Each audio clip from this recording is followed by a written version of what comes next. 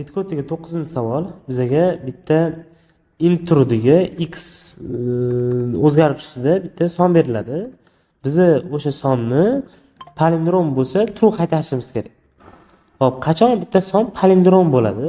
Qachonki sonni chapdan qarab o'ngga o'qiganimizda ham, o'ngdan chapga qarab o'qiganimizda ham bir xil son chiqsa. Misol uchun 121 ni chapdan o'ngga qarab o'qisak 121 bo'ladi. O'ngdan chapga qarab o'qisak esa baribir 121 bo'ladi. O'shaning uchun bu son palindrom bo'ladi. Biz true qiymat qaytaramiz, return qilamiz. Bitta o'zi ham tushuntirib qo'ygan. Endi minus 121chi. Hop, chapdan o'ngga qarab o'qidik, minus 121. O'ngdan chapga qarab o'qisaychi. 121 ni o'zi bo'ladi, to'g'rimi? Men minusi вообще noto'g'ri joylashib qoladi. Ya'ni minus sondan plus son hosil bo'lib qoladi-da. Demak, bu palindrom emas. Misol uchun 10 degan sonchi. O'ngdan chapga qarab o'qisak nima bo'ladi? 1 bo'lib qoladi, to'g'rimi? 0 1 bilan 1 bir xil-ku. Ya'ni unda ham false bo'ladi. Chunki chapdan qarab o'ngga o'qiganimizda 10 chiqyapti. O'ngdan chapga qarab o'qiganimizda 1 chiqib qolyapti. Ikkalasi bir xil emas. Shuning uchun false qaytarishimiz kerak bo'ladi bu holatda. Xo'p, buni yechamiz hozir. Bool deydi. Funksiya nomi nima edi? Is palindrom degan bitta funksiya edi. Intda bizga x qiymat kirib keladi. Biz buning ichida hozir x sonni palindromligi tekshirish kodini yozamiz, logikasini yozamiz. Xo'p, ozgina yozib tushunishga harakat qilaylik. Misol shart, masalan 121 berildi, to'g'rimi? Uni o'girsa necha bo'ladi? 121 ligicha ham qoladi. Misol uchun 12 21 bo'lsa-chi? Uni o'girsak 12 21 bo'ladi. Misol uchun 120 12 34 bo'lsa-chi? O'girsak 4 3 21 bo'lib qoladi. Mana bular palindrom bo'lyapti, lekin bu esa palindrom bo'lmadi. 12 34. Chunki uni o'girganimizda 421 chiqib qoldi. Ikkalasi bir-biriga teng emas. Boyagi sonlarni o'girganimizda bir-biriga teng chiqyapti. O'shaning uchun bu holatda false chiqadi natijamiz. Xo'p. Palindromning shartini tushunib oldik. Endi shunaqangi maxsus holatlar borki, son hech qachon palindrom bo'la olmaydi. Ya'ni biz logika yozib, uni qo'shimcha amal bajarishimiz shart emas. Shunaqa turdagi sonlar kelsa, biz bemalol bu son palindrom emas deb olamiz. Hop, qanaqa turdagi sonlar ular? Birinchisi, agar x sonimiz 0 dan kichkina bo'lsa. Misol uchun 121 ni olaylik. Boyagisi. 0 dan kichkina son degan manfiy son degan. Xo'p, son manfiy bo'lsa, hech qachon u palindrom bo'la olmas ekan. Nimaga? Chunki manfiy sonda minus bor-da. Biz uni o'girganimizda minus noto'g'ri joylashib qoladi. Masalan, 121 ni o'girsak necha bo'ladi? 120 ligicha qoladi, lekin minus o'ng tarafga o'tib qoladi. Bu bir xil son emas-da. Minus chapda turgan bilan o'ngda turgan farqi bor-da. O'rtada 120 turgani bilan minus o'zgartirib yuboradi bari. Shunaqa qilib hech qanaqa minus son palindrom bo'la olmaydi. Ikkinchi holatdagi sonlar. Qachonki x oxiri 0 bilan tugagan bo'lsa, uni qanaqa tekshiramiz? 10 ga bo'linsa true bo'lib qolsa, 0 chiqib qolsa, ya'ni oxiri 0 bilan tugadi degan sonlarimiz, misol uchun 10 degan son, 120 misol 121 0 degan son, ya'ni oxirida 0 kelib qolsa. Nega bunaqa sonlar palindrom bo'la olmaydi? Sababi, misol uchun 10 ni o'girsak 1 bo'lib qoladi, to'g'rimi? Teskarisiga o'girsak 1 chiqib qoladi. 121 0 ni o'girsak 121 chiqadi. Bir-biriga teng emas-da bular. Mana bu 0 yo'q bo'lib ketadi. Oxirida kelgan 0 o'girilganda boshiga o'tadi-ku. Boshida kelayotgan 0 ahamiyatsiz hisoblanadi. O'shaning uchun bu 0 tushib qoladi. Shunaqa qilib oxiri 0 bilan tugagan sonlar hech qachon palindrom bo'la olmas ekan. Faqat bitta donagina istisno bor. 0 degan sonning o'zi palindrom hisoblanadi. Sababi o'girsa ham baribir 0 ligicha qoladi. O'shaning uchun mana bu shartni davomiga shunaqa yozib qo'yiladiki, va deb qo'yamiz. X 0 ga teng bo'lmasin degan narsa ham qo'shib qo'yamiz. Oxiri 0 bilan tugasin, faqat x 0 bo'lmasin. 0 dan boshqa любой bo'lsa, palindrom emas deb olamiz. Hop, shu xususiy maxsus holatlar bor ekan. Shu maxsus holatlarni kodini yozib olaylik. Mana yoqqa kiraman-da. If deyman. Aytaylik, x nima bo'lsa, kichkina bo'lsa 0 dan o'sha payt false qaytaramiz. Yo'kida qachon x foizli bo'linganda 10 ga, ya'ni oxiri 0 bilan tugagan bo'lsa sonni, o'sha payt false qaytaramiz. Faqat 0 bilan tugamasin degan shartda davomi va x teng bo'lmasin 0 ga. 0 bilan tugasin, lekin sonni o'zi 0 ga teng bo'lmasin. O'shanaqa holatda return false qaytaramiz.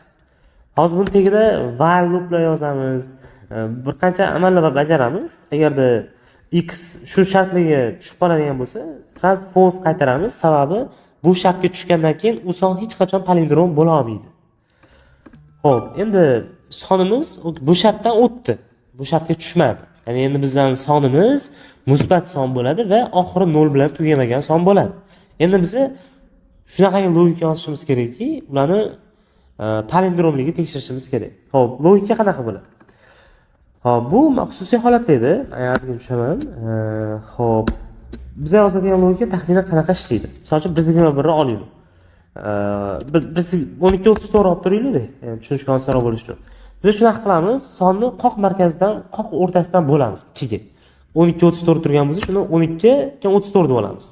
12 ni o'zini yozamiz, ikkinchi qismini borku o'giramiz, qiruvchi qilib olamiz. Keyin ikkalasi bir-biriga tengmi degan shart yozamiz. Agar teng bo'lsa true qaytaramiz, teng bo'lmasa false qaytaramiz. Bu ishlaydi. Masalan, 12 ga 21 ko'rinib turibdi, palindrom son, to'g'rimi? Buni bo'lsa 12 21 bo'ladi. 12 o'ng tarafini o'girsak 12 qilib o'girib olamiz. Bu ikkalasi bir-biriga teng, to'g'rimi? Rostdan ham true qaytadi. Shunaqa logika yozamiz. Xo'p, logika qanaqa ishlaydi? Masalan, biz 12 21 bo'lsa, qanaqa qilib buni hozir osonda o'rtasiga shunday kursor olib kelib turib, bitta space tashab qo'yamiz, bo'linyapti. Lekin dasturda qanaqa qilamiz buni?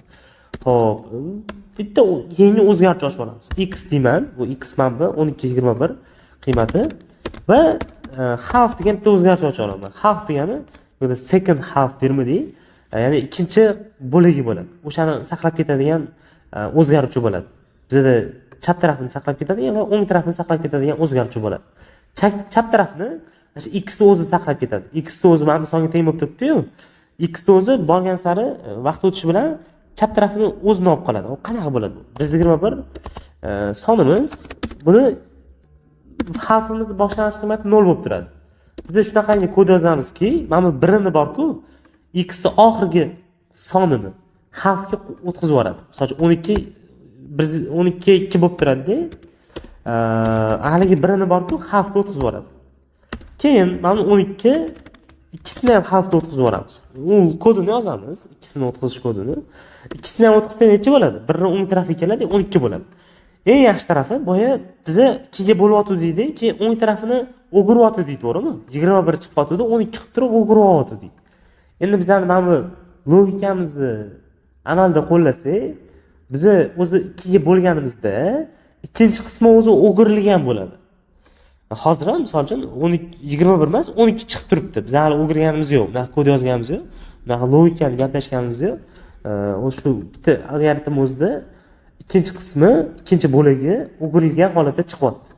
Biz shunchaki ikkalasini bir-biriga tengligini tekshirib qo'ysak bo'ladi. Xo'p, kodini yozamiz. Mana yoqqa int half degan bitta o'zgartirish ochaman. Boshlang'ich qiymati 0 bo'lib turadi. Hozirgina gaplashdik. Bu yoqqa while deyman. Xo'p, boya mana bitta bor-ku. Xo'p, nega biz uni bir qilib turib, mana yoqqa necha 120 qilib ketmadik. Ikkisini ham o'ng tarafga qo'shib ketmadik. Chunki biz bildik, o'sha yarimiga kelib qo'ydik. Dastur qanaqa biladi buni? Ya'ni yarimdan o'tib ketmasligini. Xo'p, unga anaqa shart yozib qo'yamiz. Aytamiz, x katta bo'lib tursa halfdan deymiz. Qachonki half qiymati x dan o'tib ketsa, o'shanda qoq markaziga kelgan bo'lamiz. Bu yoqqa o'tamizda while'ga x qiymati katta bo'lib tursa halfdan deymiz. Xo'p, birinchi bo'lib halfga oxirgi sonni yozing. Mana bu ham 12:21 edi. Birini olib tashladim-da, halfga yozdim, to'g'rimi? Ikkisini olib tashlab turib halfga yozdim. Mana bu ikkini. Hop, buni qanaqa qilib qilamiz? Half teng qilamiz. Halfni birinchi bo'lib 10 ga ko'paytiramiz. Keyin qo'shib qo'yamiz x ni oxirgi qiymatini. X ni oxirgi raqamni qanaqa qilib olamiz? X ni foizli bo'lamiz 10 ga. O'shanda bizga x ni oxirgi raqamni olib beradi.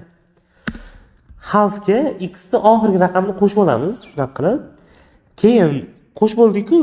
Qo'shib bo'lganimizdan x ni o'zidan o'sha qo'shgan raqamimizni o'chirib tashlashimiz kerak. X ni oxirgi raqamini x ni o'zidan olib tashlashimiz kerak. Qanaqa bo'ladi? X teng qilaman, x ni butun bo'lingan 10 ga. Bu butun bo'lish shunaqa bo'lishki, misol uchun 7 ni misol uchun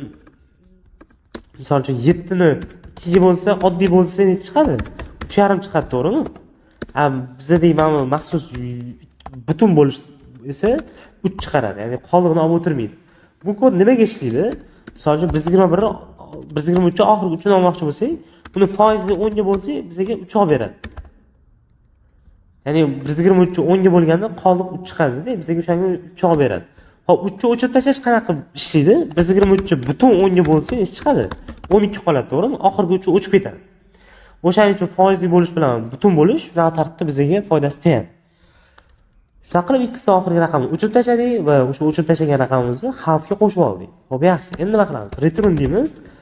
Aytamiz x teng bo'lsa xalfga deyman. Run bossam. Buni bossam, hozir men void managerga nima yozishim kerak edi? Print deydi, is palindromni chaqiring. Ichiga 12 21 qo'y. To'g'ri ishlarmikan? Nima bossam, true chiqaryapti rostmi? True chiqib turibdi. Mana qilsamchi, 122 qilsamchi. False chiqaryapti. To'g'ri ishlayapti. Rostdan ham 122 palindrom emas, lekin 121chi. 121 ishlaydimi? False chiqadi. Hop, nimaga unaqa chiqadi? O'zi aslida olganda true chiqishi kerak edi, chunki bu palindrom son. Nega unaqa xato ishlayapti bizning algoritmimiz? Sababi biz hisobga olganimizda juft xonali sonni nazarda tutib, mana shu algoritm yozgandik. Juft xonali son degani nechta raqam bor mana bunda? 1, 2, 3, 4 ta raqami. 4 degan juft bo'ladi. Juft xonali bu son hisoblanadi. Xo'p. O'chirib qo'yaylik. Pastga tushirib oling. Hop. Misol uchun 121 olsak, qanaqa ishlaydi bizning algoritmimiz? X turibdi, hamda xalf turadi. X qiymati boshlang'ich qiymati 121 bo'ladi. Xalf qiymati esa 0 ga teng bo'lib turadi boshida. Hop, 1 ni o'ng tarafga o'tkazamiz, to'g'rimi? Hamda 12 bo'ladi, 1 bu yoqqa o'tib ketadi, 1 bu yoqqa xalfi o'ziga o'tadi. Keyin boya hamda yozgan shartimiz bor edi. Pastga tushirib yubordim, qayerda qoldimi? X teng nima bo'lsin deganda, x katta bo'lsa xalfdan degan shartimiz bor edi, while ichiga yozilgan shart. Hop, bu shart bo'yicha hozir x rostdan ham 1 dan katta bo'lib turibdi, xalfdan katta bo'lib turibdi. Bu degani hali logikamiz davom etadi degan. Hop, o'tkazamiz. 1 deyman. Ana ikkisini bu yoq 10 ga o'tkazib yuboraman. 12 bo'lib qoladi-ya. 12 bo'lib qoladi. Ikkisini o'ng tarafga o'tkazib yubordik. Xo'p, ham ikki o'rtada sarson bo'lib qoldi-da. Ya'ni bir hozir 12 ga hech qachon teng bo'la olmaydi-da. Hozir tog' xonali qanaqa son olsa ham hech qachon bir-biriga teng chiqmaydi. Tog' xonali bizga son berilganda bitta qo'shimcha narsa yozishimiz kerak bo'ladi.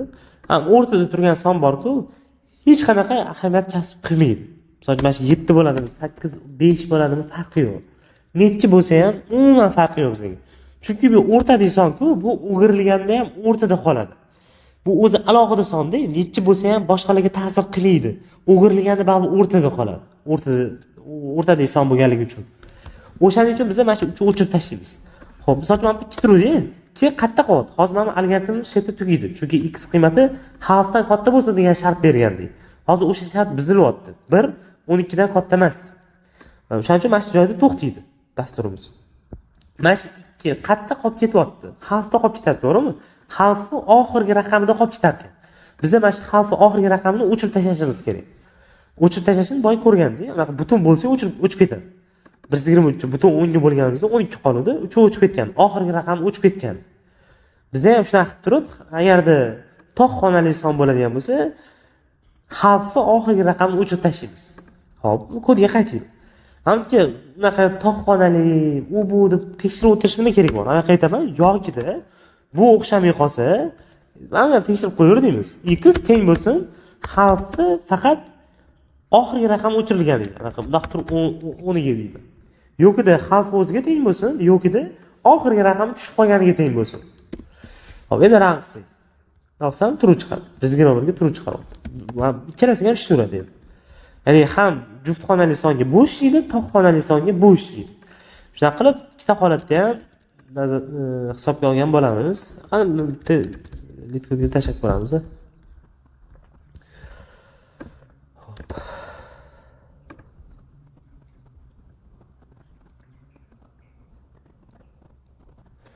Xo'p, yomon emas.